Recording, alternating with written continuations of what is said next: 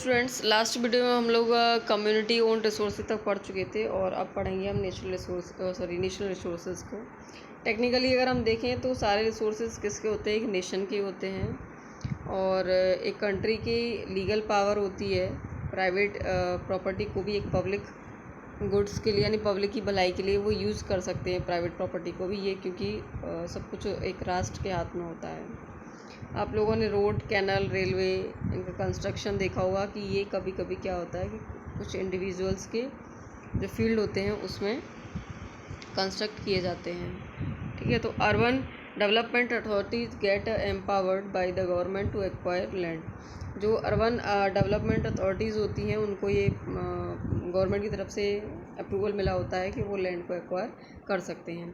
All the mineral, water resources, forest, wildlife, land within the political boundaries and oceans area up to 12 nautical miles from the coast termed as the territorial water and resources therein belong to the nation। देखो जितने भी minerals हैं, water resources हैं, forest, wild life हैं और जो land है या फिर जो पॉलिटिकल बाउंड्रीज हैं, या फिर हम देखें तो ओशियनिक एरिया में 12 नॉटिकल मील्स तक जो तटवर्ती एरिया होता है, जो कोस्ट वहाँ पर कोस्ट होती है वहाँ पर उससे लेकर के समुद्र की तरफ अगर हम जाते हैं यानी सी की तरफ जाते हैं तो वहाँ से 12 नॉटिकल मील्स यानी कि 22.2 किलोमीटर तक का जो एरिया होता है वो पूरा किसके अंडर में आता है? एक राष्ट्र के अंडर में आता है। और उसमें जितने भी रिसोर्सेज होते हैं उनको कौन यूज़ करेगा? केवल एक कंट्री यूज़ करेगी, कोई दूसरी कंट्री उस पर अपना अधिकार नहीं दिखा सकती है।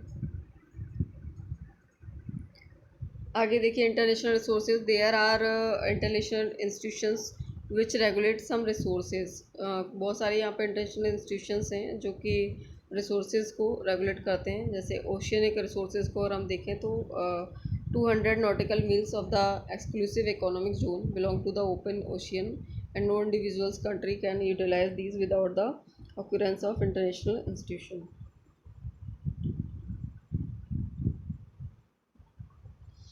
देखो इसमें क्या है कि जो एक्सक्लूसिव इकोनॉमिक जोन है उससे 200 नॉटिकल मील से आगे अगर आपको उस ओशियन के अंदर से कोई भी रिसोर्स को यूज़ करना है तो उसके लिए पहले इंटरनेशनल जो इंस्टीट्यूशंस हैं उनसे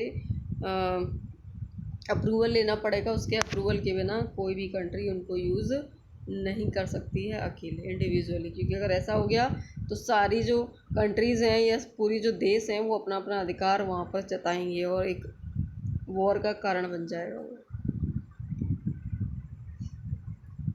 नेक्स्ट है, on the basis of status of development potential resources which are found in the region but have not been utilised यानी कि वो रिसोर्सेज जो रीजन में, प्रदेशों में अवेलेबल हैं लेकिन अभी तक उन्हें यूज़ नहीं किया गया है। जैसे वेस्टर्न पार्ट ऑफ इंडिया देखें तो राजस्थान है, गुजरात है, इनके पास क्या है? पोटेंशियल है development of wind and solar energy. क्योंकि देखो राजस्थान का कुछ पार्ट और कुछ पार्ट गुजरात का, वहाँ पर क्या है? थार का मरुस्थल है, डेजर्ट ऑफ थार है, तो इसकी वजह से वहाँ पर धूप भी बहुत तेज़ होती है, यानी सोलर एनर्जी भी पोटेंशियल रिसोर्स के रूप में वहाँ पे अवेलेबल है। और विंड जो एनर्जी है उसको भी हवाई बहुत तेज़ चलती है मरुस्थल में, तो वहाँ पे वो पोटेंशियल रिसोर्सेज के रूप में अवेलेबल है। लेकिन अभी तक but so far these have not been developed properly, लेकिन अभी तक उनको प्रॉपरली डेवलप नहीं किया जा सका है, तो इसलिए वो कैसी रिसोर्सेज हो गई? पोटेंशियल रिसोर्सेज हो गई।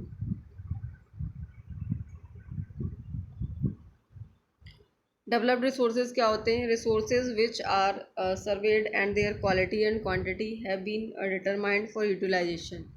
The development of resources depend on the technology and the level of their facilities. देखो डेवलपमेंट सोर्सेज वो होती हैं कि हमने कोई भी रिसोर्सेज किसी भी एरिया में देख ली, उसकी क्वांटिटी भी पता कर ली, उसकी क्वांटिटी और क्वालिटी दोनों ही पता कर ली, ठीक है, और हमें पता है कि बिल्कुल निश्चित तो ये क्लेरिफाई हो गया, डिटरमाइन हो गया कि इसका यूटिलाइजेशन करना है, ठीक है ना। तो जो रिसोर्सेज का डेवलपमेंट होगा वो किस पर डिपेंड करेगा? फिर हमारी टेक्नोलॉजी पर डिपेंड करेगा कि हमारा जो टेक्नोलॉजी का लेवल क्या है या फिर हमारी फैसिलिटी का लेवल क्या है, उसके अकॉर्डिंग हम उसको यूज़ कर पाएंगे। तो इस तरीके की जो रिसोर्सेज होती हैं उनको डेवलप्ड रिसोर्सेज कहते हैं, क्योंकि उनकी मोस्टली हमको चीज़ें पता होती है लेकिन हम उन्हें यूज़ अपनी टेक्नोलॉजी के डेवलपमेंट के ऊपर डिपेंड करता है कि हम कितना उसको यूज़ कर पाते हैं।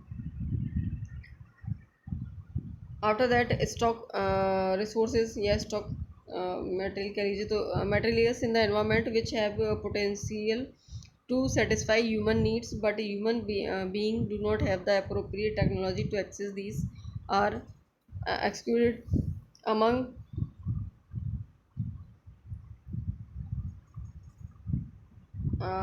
स्टॉक। देखो इसमें क्या होता है कि हमारे पास वो तो अवेलेबल है, रिसोर्सेज तो अवेलेबल हैं, लेकिन हमारे पास ऐसी टेक्नोलॉजी अभी तक डेवलप नहीं हुई है कि उन रिसोर्स को हम यूज़ कर पाएँ। तो ऐसी रिसोर्सेज क्या हो जाती हैं, स्टॉक रिसोर्सेज हो जाती हैं, कि स्टॉक में चली जाती हैं वो। जैसे अगर एग्जांपल के तौर पर देखें तो वाटर है तो एक कंपाउंड है टू इनफ्लेमेबल गैसेस का, हाइड्रोजन और ऑक्सीजन का मिक्स है, तो which can be use as a rich source of energy, और इसको हम एनर्जी के सोर्स के रूप में यूज़ कर सकते हैं। बट हमारे पास टेक्निकल जो रिक्वायरमेंट है वो फुलफ़िल नहीं है, यानी कि जो हमारी टेक्नोलॉजी वो इतनी डेवलप नहीं है कि हम ये पता कर सकें कि किस तरीके से इनको अलग किया जाए और किस तरीके से कहाँ पर इसको यूज़ किया सके। इसलिए ये किस तरीके से कंसीडर्ड होगा, ये स्टॉक के रूप में कंसीडर्ड हो जाएगा। Reserves Reserve are the subset of stock which can be put into use with the help of existing technical know-how, but their use has not been started. This can be used for meeting future requirements. River water can be used for generating hydroelectric power, but potentially it is being utilized only to a limited extent. देखो reserves में क्या आता है, ये भी एक तरीके से पोटेंशियल का ही पार्ट समझ लीजिए। पोटेंशियल में टेक्नोलॉजी नहीं पता है हमें, लेकिन यहाँ पर टेक्नोलॉजी भी पता है हमको और रिसोर्स भी पता है, लेकिन हम रिसोर्सेज का यूज़ कम कर रहे हैं, ठीक है, उनको बचा के रख रहे हैं फ्यूचर के लिए। जैसे कि फ्यूचर रिक्वायरमेंट के लिए भी उनको हमने कम यूज़ किया है। जैसे अगर हम रिवर वाटर करें तो रिवर वाटर को हाइड्रो इलेक्ट्रिसिटी को जनरेट करने के लिए यूज़ किया जाता है, लेकिन फिर भी हम उसका यूटिलाइजेशन लिमिटेड कर रहे हैं ताकि वो फ्यूचर के लिए बचाई जा सके। जैसे the water in dams, forest, ETC is a reserved which can be used in future. तो जो वाटर है डैम्स में या फॉरेस्ट हैं, ये सब क्या है, रिजर्व्ड हैं फ्यूचर के यूज़ के लिए। तो आई होप ये सारी चीज़ें आप लोगों को इनके जो क्लासिफिकेशन था वो आप लोगों को क्लियर हो गया होगा। अब है डेवलपमेंट ऑफ रिसोर्सेज।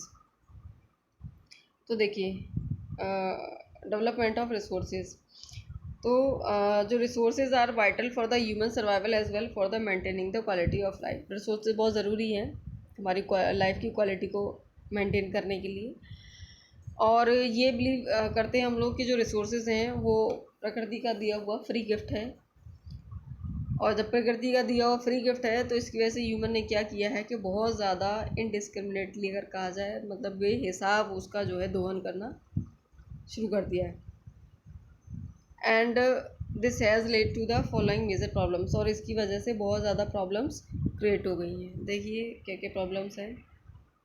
पहला depletion of resources for the satisfying the grade of few individuals. क्या करते हैं वो रिसोर्सेज को बहुत ज़्यादा उसका डिप्लेशन करते हैं कुछ जो इंडिविजुअल्स हैं अपने फ़ायदे के लिए, अपने लालच को पूरा करने के लिए।